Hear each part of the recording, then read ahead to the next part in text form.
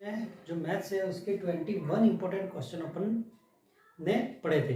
आज मैं कुछ 7 क्वेश्चन इंपॉर्टेंट और लाया हूँ, ठीक है। उसके नेक्स्ट में कि किस तरह से ये क्वेश्चन इंपॉर्टेंट जो है छोटे छोटे क्वेश्चन आ सकते हैं, तो उनको अपन एक एक करके यहाँ पे सॉल्व करते हैं। अब जैसे यहाँ पे फर्स्ट क्वेश्चन है, what is the relation among mean, mode and median. Mean, mode और मीडियन में क्या रिलेशन है, यानी एक फॉर्मूला है मीन, मोड, मीडियन के बीच में, यानी माध्य, मध्यक और बहुलक में क्या संबंध है। तो यहाँ पे फॉर्मूला क्या है, इसका आंसर क्या होगा, 3 median is equal to mode plus 2 mean.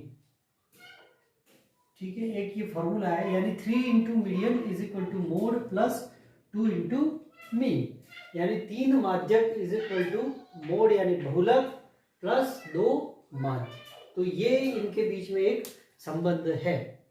अब दूसरा क्वेश्चन है, a die is thrown once, यानी एक पासा अपन ने एक बार फेंका, then find the probability of getting prime number, यानी अभाज्य संख्या। अब हमने पासे को एक बार फेंका है, तो पासे में रिजल्ट कितने होते हैं, एक बार फेंकने पर 6 रिजल्ट आएंगे, ठीक है। तो यानी टोटल आउटकम, टोटल रिजल्ट कितने होंगे, 6 होंगे। अब उसमें से पहला पूछा है कि प्राइम नंबर आने की क्या प्रोबेबिलिटी है। अब प्राइम नंबर कितने हैं, ये देखो आप, प्राइम नंबर का मतलब अभाज्य संख्या कौन कौन सी है इसमें, प्राइम नंबर है 2, 3 एंड 5। 2, 3, 5 कितने नंबर है, 1, 2, 3 नंबर है। तो इसकी जो प्रायिकता है, यानी प्रोबेबिलिटी ऑफ प्राइम नंबर, यानी अभाज्य संख्या आने की क्या प्रायिकता होगी। अभाज्य संख्या कितनी है, 1, 2, 3 है, 3 टोटल कितनी है, 6 है, 3/6। इसका आंसर ये होगा। इसको आप काट सकते हो 1/2 इस तरह से। अब अपन को आगे इसी में पूछा है कि इवन नंबर आने की क्या प्रोबेबिलिटी है। इवन का मतलब सम संख्या, तो इसमें आपको सम संख्या देख लेनी है, सम संख्या गिननी कितनी है, तो P ऑफ इवन। अब सम संख्या आप देखोगे तो इसमें सम संख्या कौन कौन सी है, 2, 4 और 6, ठीक है ना। ये सम संख्या कितनी है, ये भी 3 है, तो इसकी प्रायिकता भी कितनी हो जाएगी, 3/6। यहाँ प्रोबेबिलिटी क्या होगी, 3/6 होगी। इसको काट सकते हैं अपन 1/2। अब आगे पूछा है, जैसे मान लो ओड, तो ओड कितने हैं, इसमें आप ओड नंबर देखोगे तो 1, 3, 5, ये भी 3 है। तो ओड नंबर की प्रायिकता कितनी होगी या प्रोबेबिलिटी, उसकी भी 3/6, 1/2। अब अगर इसमें ऐसा पूछा जाए कि नंबर ग्रेटर देन 4, कि अपन ने एक डाइस को एक बार फेंका है और 4 से बड़ा नंबर आने की क्या प्रायिकता है या क्या प्रोबेबिलिटी है। तो 4 से बड़े कितने नंबर है, 4 से बड़े कितने नंबर है, 5 और 6, 2 ही नंबर है। 4 से बड़े कितने नंबर है, 2, 5 और 6। तो इसकी प्रोबेबिलिटी क्या हो जाएगी, 2/6, 1/3। जितने बड़े नंबर है, यानी जो पूछा जाए वो गिनने हैं आपको कि वो कितने हैं। जैसे नंबर ग्रेटर देन 4, यानी 4 से बड़े कितने नंबर आ रहे हैं, 2 नंबर आ रहे हैं, तो 2 ऊपर, और टोटल आउटकम कितने हैं, 6, तो 6 नीचे लिख दो, इसको काट दो। अब आगे नेक्स्ट क्वेश्चन थर्ड करते हैं। अ card is drawn from 52 well shuffled deck of card, ठीक है ना। अब इसमें अपन ने 52 ताश के पत्ते हैं, उसमें से एक ताश का पत्ता अपन ने निकाला है, तो उसके यहाँ पे प्रोबेबिलिटी फाइंड करनी है कि वो फेस कार्ड हो, ठीक है ना। तो यहाँ पे 52 ताश के पत्तों में से अपन ने एक पत्ता निकाला है, उस एक पत्ता के फेस कार्ड आने की क्या प्रायिकता है, यानी क्या प्रोबेबिलिटी। फेस कार्ड का मतलब होता है तस्वीर वाला पत्ता। अब आपको गिनने हैं, देखो नीचे तो total probability of face card, इसका शॉर्ट मेथड क्या है, नीचे तो अपॉन करके 52 ही आएगा, 52 आएगा। अब उसमें 52 में से फेस कार्ड कितने हैं वो ऊपर लिख दो, तो ये अपना प्रोबेबिलिटी, सीधा आंसर। अब फेस कार्ड कितने होते हैं, टोटल 12 होते हैं, ठीक है। कौन कौन से, जेड प्लस क्यू प्लस के, है ना। ये 4 होते हैं, ये 4 होते हैं, ये 4 होते हैं। फेस यानी तस्वीर वाले पत्ते कितने होते हैं, 12, तो 12/52, ये इसका आंसर है। फेस कार्ड की प्रोबेबिलिटी क्या हो जाएगी, 12/52। इसको काट सकते हैं 4 की टेबल से 3 टाइम 30, तो 3/30, इस तरह से आंसर।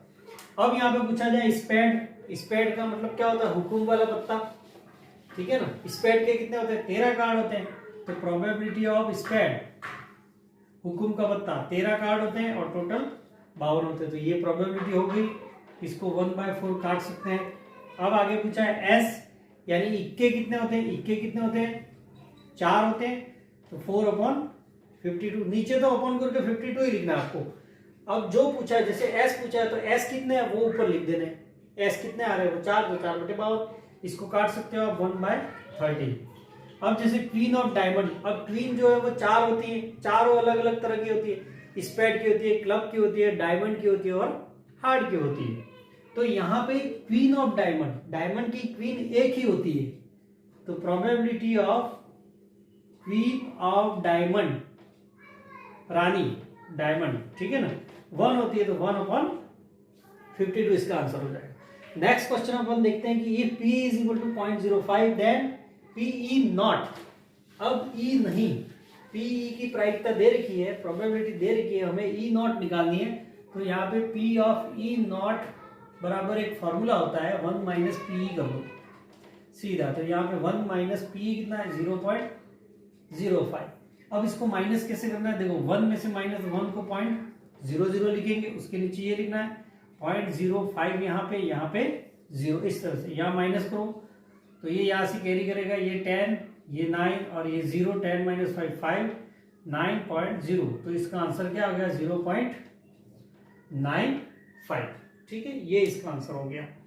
अब नेक्स्ट अपन देखते हैं फिफ्थ, कि यहाँ पे ये लीनियर इक्वेशन इन 2 वेरिएबल, 2 समीकरण दे रखी है हमें, और यहाँ पे लिखा है कि if this and this equation have no solution, इनका कोई भी सॉल्यूशन नहीं है, तो हमें k की वैल्यू निकालनी है। यहाँ पे एक k आ रहा है जो y का कोफिशिएंट है, y का गुणा के वो k आ रहा है, तो यहाँ पे नो सॉल्यूशन कब होता है, देखो नो सॉल्यूशन कब होता है किसी भी इक्वेशन में, जब a1/a2 = b1/b2, यानी लाइन पैरेलल हो।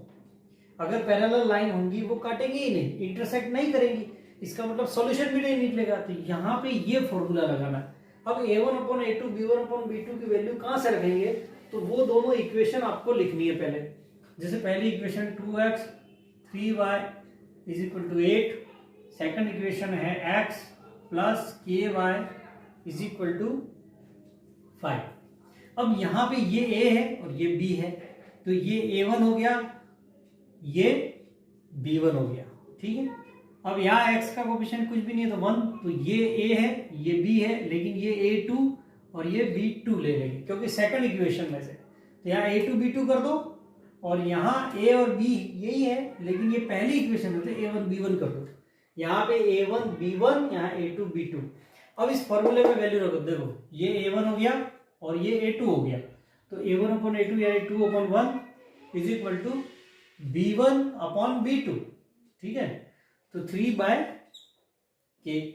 अब यहाँ क्रॉस मल्टीप्लाई करो, इसको सॉल्व कैसे करेंगे, u क्रॉस मल्टीप्लाई, k का 2 से मल्टीप्लाई 2k, 3 का 1 से 3, तो k = ये 2 नीचे आ जाएगा 3/2, ये अपना आंसर, ठीक है। तो इस तरह से अपना आंसर निकाल सकते हैं। नेक्स्ट दिया है 6 क्वेश्चन, 6 में दिया है कि sin θ = 1/√2। हमें sin θ की वैल्यू दे रखी है 1/√2, हमें फाइंड करना है tan θ, ये कैसे निकालेंगे। अब इसका मेथड क्या है, देखो साइन में sin θ = 1/√2 है। अब यहाँ पे देखो 1/√2 अपन टेबल में मिलता है अपन को, तो साइन के किस थीटा पर, sin θ यानी यहाँ पे कौन सा एंगल होना चाहिए कि उसकी वैल्यू 1/√2 आती है। आप टेबल में देखो तो यहाँ आपको मिल जाएगा कि sin 45 डिग्री की वैल्यू कितनी होती है, 1/√2 होती है। तो हमें यहाँ पे थीटा कितना मिल गया 45, तो हमें ये 45 यहाँ पे रख देना है। अब हमें tan θ निकालना है, तो tan θ की जगह हमें क्या रखना है 45, तो tan 45 की वैल्यू क्या होती है 1, बस यही आंसर। या फिर आप टेबल में भी देख सकते हो, साइन के टेबल में जहां 1/√2 है वो 45 डिग्री है, ठीक है ना। sin θ = 1/√2 यानी थीटा कितना होना चाहिए 45, और वही 45 यहाँ रख दो, तो tan 45 कितना हो गया 1। अब नेक्स्ट क्वेश्चन 7th है, if θ = 30 degree then find the value of tan² 2θ। अब यहाँ पे 2θ में क्या करना है, ये थीटा की वैल्यू आपको यहाँ पे 30 रख के इसको सॉल्व करना है। तो यहाँ पे अपन क्या करेंगे tan² 2θ, तो यहाँ tan² 2 और थीटा की जगह अपन 30 रख देंगे, ये हो गया tan², यहाँ मल्टीप्लाई कर दो 30 डिग्री का ट्वाइस, है ना, 2 इंटू, तो ये कितना हो गया 60 डिग्री। अब tan स्क्वायर 60 का मतलब क्या होता है, tan 60 की वैल्यू रख के उसका स्क्वायर, tan 60 की वैल्यू √3 होती है, √3 का स्क्वायर किया तो ये कितना आ गया 3 आंसर। तो इस तरह से अपन ये क्वेश्चन करेंगे। नेक्स्ट अपन और भी क्वेश्चन इसमें देखते हैं।